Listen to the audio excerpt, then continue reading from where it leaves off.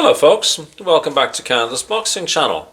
Well, it's been an interesting day for boxing news.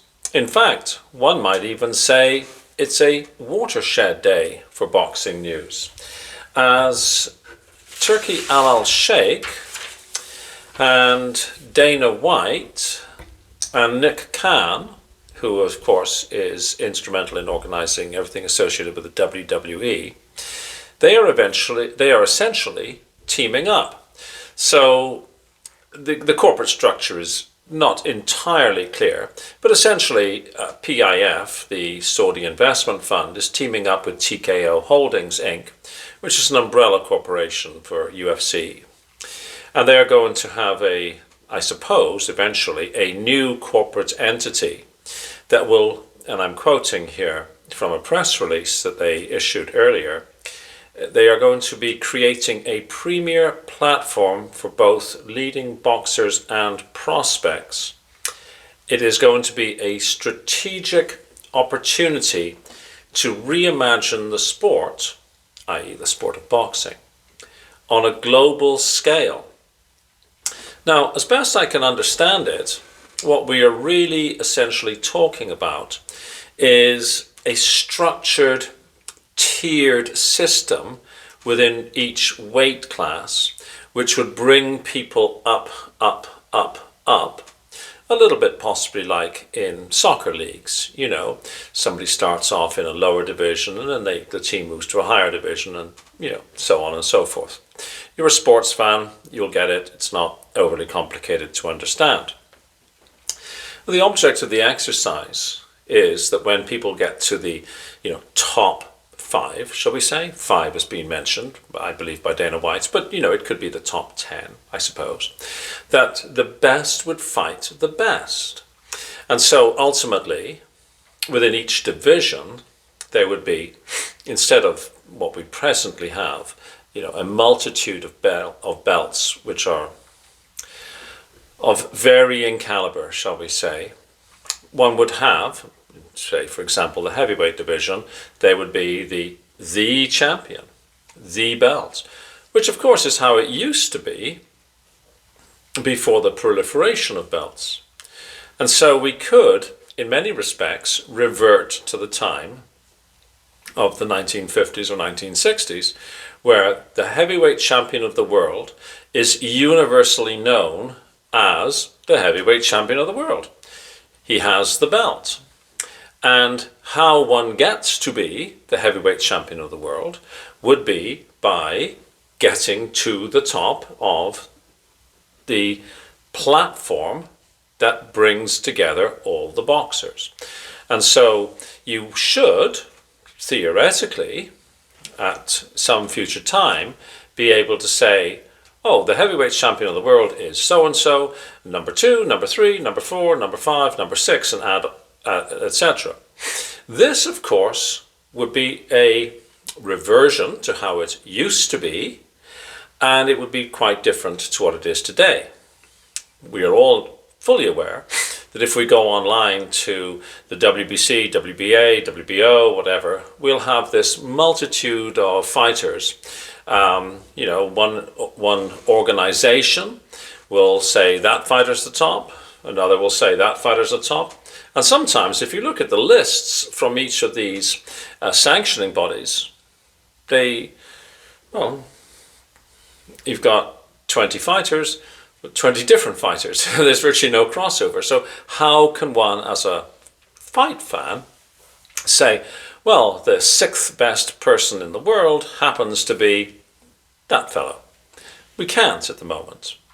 If this, as envisioned, collaboration between Turkey and Dana pans out the way that it's anticipated to pan out, we wouldn't have that confusion. Everybody in the world who's a boxing fan would be able to say, the heavyweight champion of the world is that person. And very easy, you can just look down the list and you can see, oh, number 6, oh, it's that person. Quite simple, and it is a way of ensuring that the best fight the best, etc. It sounds, at first blush, to be a very positive development. Now, I am quite certain that there will be a number of people who will be, and possibly with some justification, picking holes in this. I mean, I haven't been online to check because in part I don't really want to pollute my own thinking, and in part because I'm more interested, quite frankly, in what you, the people who watch this channel, think than what other, people who have vested interests, shall we say, wish to opine, because they will be necessarily advancing their own interests. Because, for example, if this venture of Turkey and Dana is successful, this could well mean the end of sanctioning bodies like the WBC, WBA, WBO, IBF, IBO, and any others. I can't think of others offhand. And so if one was to listen to a person employed by one of those sanctioning bodies, they might well pour cold water on this idea, for the very obvious reason that their livelihood depends upon this multitude of different sanctioning bodies. I mean, historians, people who have a passionate, deep historical love of the fight game, like people like me, for example, might well also say, well, what about the lineage? In the same way that, people, when army regiments are combined, people, with some degree of justification say, well, what about the lineage? That regiment sort of morphing into another, it's no longer the same. And I can see people saying that. I don't actually ascribe to that theory myself. And the reason I don't ascribe to that theory is that the aforementioned sanctioning bodies, the WBC, WBA, WBO, IBF, they've all been created during my lifetime. So it's not like there's a long history of the IBF belts going back to Jim Jeffries. No, it's a creation of the 1980s. So I don't see that it's got this lineage, this history, this tradition that must be preserved at all costs. I don't think it should be entirely forgotten about, but I don't think that there's, that on its own is an argument that holds a lot of water, as far as I'm concerned. Your mileage may vary, and if you think I'm wrong, please, as always, let me know. People will possibly comment about a diminution of purses.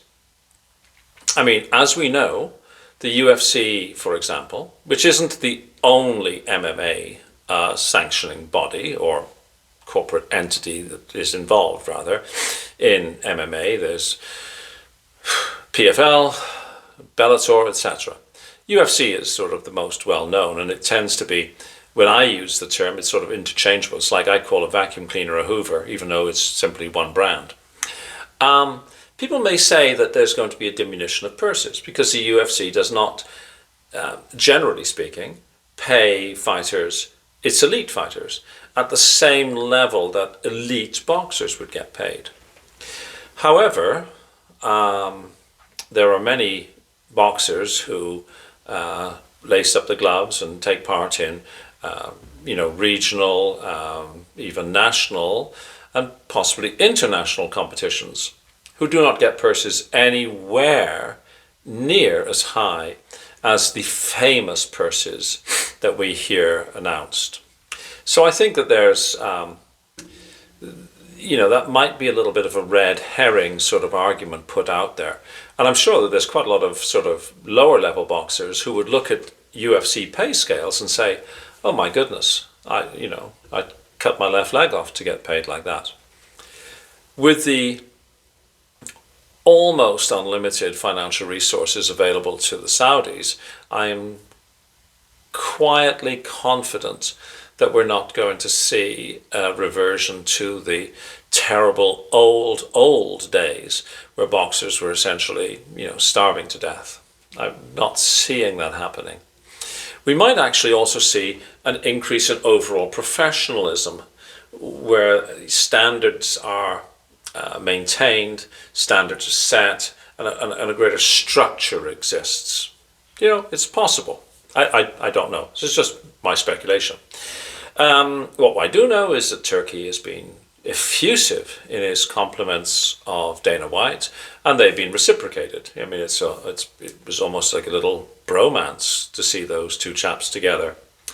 What does this mean for the traditional promoters like Bob Arum, Frank Warren, and Eddie Hearn?